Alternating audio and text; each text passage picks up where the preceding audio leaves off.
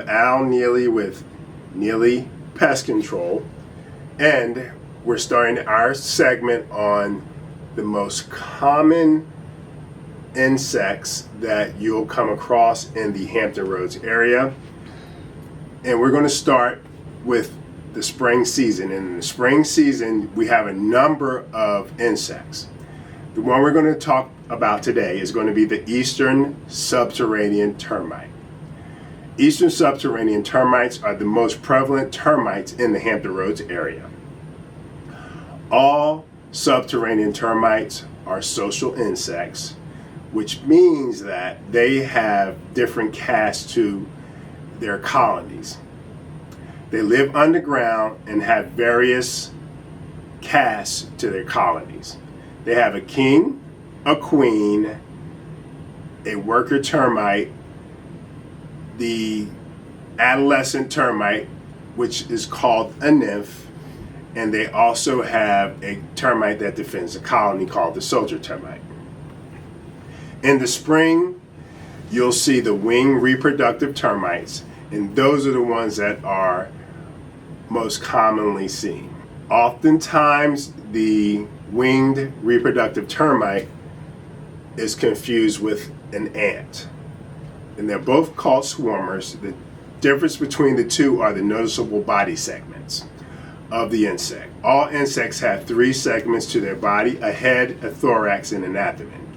An ant swarmer, you can see the distinctions between the body segments. And in the termite swarmer, the segments are less distinctive. Termites and ants tend to colonize and live near or next to one another.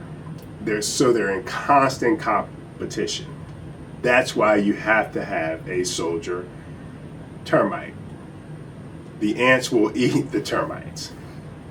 Virginia happens to be in the second most active termite region in the country, and termites are one of the biggest threats to homes. They do billions of dollars of damage each year. If you're in an area that is heavily wooded or in an area that is more recently been developed, you should expect that there is a termite colony every 20 feet in each direction. The purpose of the termite is to break down the wood and that's no longer living, so that the cycle of creation can continue. Termites look for soft woods, such as spring woods, or materials that have a high cellulose content.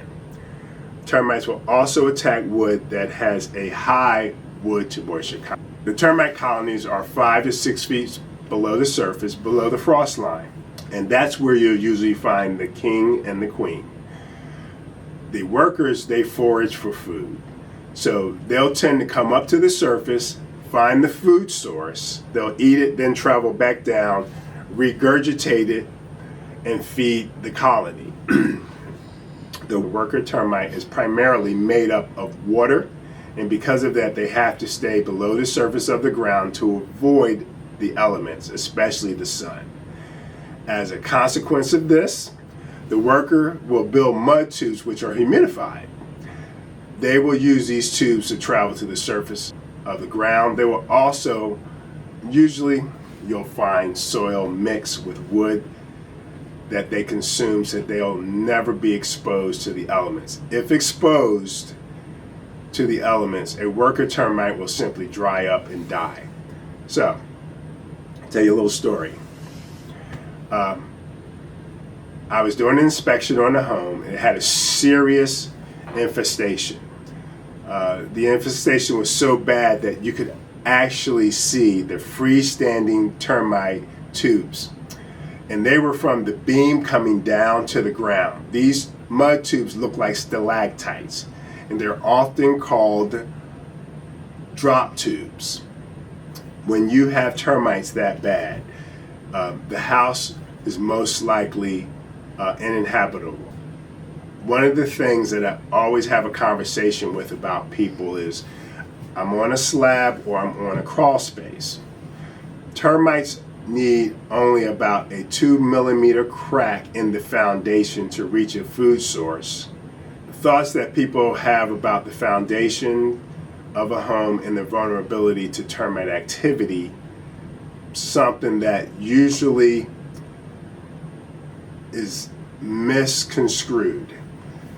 If you have a concrete pad or slab and it has that size of a crack, you're going to get termites and you can't see them. So the matter of the fact is that a slab does not offer the protection that you may think it does. So lots of times slab homes are a greater risk for getting termites because you won't see the damage until it's too late. All right? If your house is built on a foundation, which usually has a crawl space or basement, most often you'll be able to see the humidified mud tubes from the ground along the foundation leading towards the wooden structure of the property. This does give the homeowner some type of warning before damage occurs.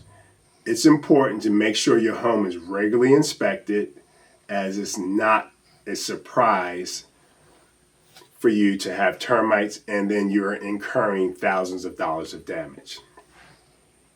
If you have a termite infestation in your walls and some type of a roof leak or a drainage leak from the second floor, a termite colony can develop what they call secondary colonies. A secondary colony will have a queen living above the ground in an area where the moisture is high enough and they have a food content. All right. So when we're talking about treatments for termites, there's many schools of thought. Should we use liquid or should we use bait? So my thoughts may differ from other PMPs, but I am of the belief that a liquid termite treatment would be the best for treating a property with an active termite infestation. The reason for that is because the products available to us today, these products have a very high rate of eradication, able to eradicate 98% to 100% of any termite activity present. If applied correctly, they will eradicate a termite colony within 3 weeks to 3 months. These treatments are chemical barriers that will leach to the soil, and they will tend to stay there between 5 and 10 years, depending upon the environment and the disturbance of the soil. Okay? Now, there's another school of thought, which is bait. If you apply it correctly, what takes place is it creates a chemical barrier which will give the insect a disease that will attach itself to their exoskeletons, and they'll spread it throughout the colony from one cast member to the next. And over a 3-week to 3-month period, it will eradicate the entire colony. Bait, on the other hand, is stations that will be placed around the property, and they will need to forage for the bait.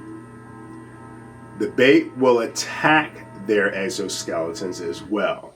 However, if they bypass the bait and they go straight to the house, they will be able to attack the house. Now, I'm not above using both. If you would prefer, some combination of both would be good. Okay, so there we have it. I hope you learned from this video. I'm Al Neely, and like, follow, subscribe to my channel to stay informed. The next video is on pavement ants. Remember, Neely kills bugs. Call Neely Pest Control to schedule a consultation today.